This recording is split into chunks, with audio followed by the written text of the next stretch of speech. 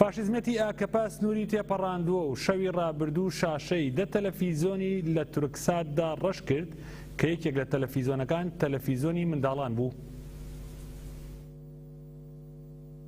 ئاژانسی دەنگوباسی دیزلە شەوی ڕابردوو بڵاوی کردەوە حکوومەتەکەی ئاکەپە لە چوارچێوەی یاسای بارینە ئاساییدا پەخشی دە کەناڵی تەلەڤیزۆنی لە مانگی دەستکردی تورکساتدا ڕاگرتووە.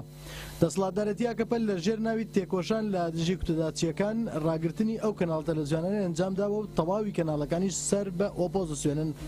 هەرێک لە کەناڵەکانی حەیات سەس تیڤی، ئازادی تیڤی، ژیان تیڤی، وان تیڤی، تەلەڤیزۆنی دە و زارۆک تیڤی کە بە زمانی کوردی شێوەزارەکانی کورمانجی و زازاکی پەخشیان دەکرد لە دوێنێشەوە پەخشیان ڕاگیراوە. سەر لە بەیانی ئەمڕۆژ پۆلیسی حکوومەتەکەی ئاگەپا هێرشیان کردووە سەر بنکەی سەرەکی ڕادیۆی دنیا و دایان خست. ڕادیۆی دنیا بە زمانی تورکی پەخش دەکات لە شاری ئەدەنەی تورکیا و لەلایەن کوردانەوە بەڕێوە دەبرێت. هەر ئەمڕۆ پۆلیسی ئاکەپا لەیان کوتاوە سەر ڕادیۆی سەس و دایان خست.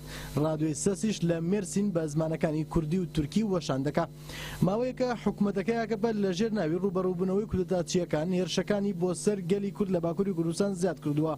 لەو چوارچێوەیەشدا بڕیاری لابردنی 24 سەرۆک شارەوانی کوردی و دوورخستنەوەی 14,000 مامۆستای دەرکردووە. بەڵام هێزە کوردەکانی باکووری کوردستان ئاماژە بۆ دەکەن کە لە بەرامبەر سیاسەتەکانی ئاکەپا سەردانانەوێن و بەرخۆدان دەکەن.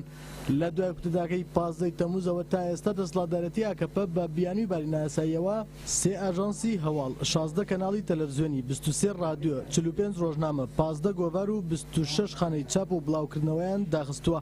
ئەوەش ناڕەزایەتی توندی ناوخۆیی و نێودەوڵەتی لێکەوتوتەوە.